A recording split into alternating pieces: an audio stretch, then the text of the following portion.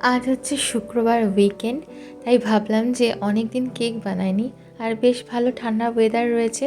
সকালবেলায় এক কাপ চায়ের সাথে এক পিস বাড়িতে বানানো কেক হলে মন্দ হয় না। তাই আমিও আজকে একটা ভ্যানিলা স্পঞ্জ কেক বানিয়েছি। আর আমার বানানো এখনও পর্যন্ত সবথেকে বেস্ট স্পঞ্জ কেক হচ্ছে এটা, আমার মনে হয়েছে। কারণ এত সফট হয়েছিল, আমি যখন কেকটা কাটবো তোমাদেরকে দেখাবো।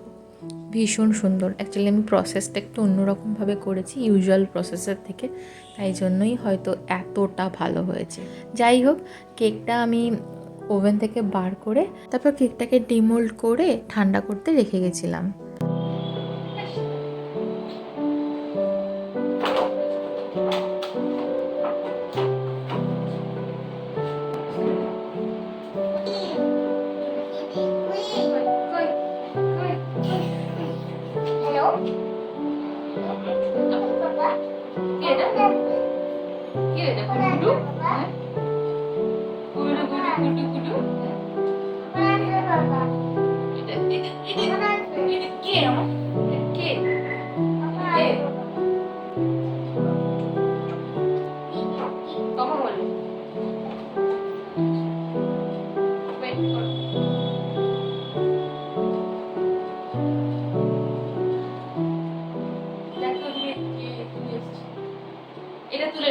তো নতুন ওভেন, সেই জন্য মাঝে মধ্যেই একটু বেকিং চলতেই থাকে।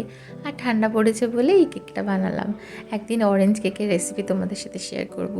এত সুন্দর বাড়িতে অরেঞ্জ কেক মানে কমলা লেবুর রস দিয়ে বানানো যায়, মানে না বানালে সত্যি আমি কখনো বিশ্বাস করতাম না। তো চলো কেকটা দেখাই কেটে তোমাদেরকে কতটা সফট হয়েছে। এই যে দেখো, প্রেস করলেও ঠিক আগের মতোই জায়গায় ফিরে আসছে, এতটা স্পঞ্জি হয়েছে। তো এটা কিন্তু চায়ের সাথে বা কফির সাথে শীতের সকালে খেতে বেশ ভাল লাগে। আমি 3 পিস মতো কাটলাম, 2 পিস খাবে রিও আর 1 পিস খাবো আমি চায়ের সাথে।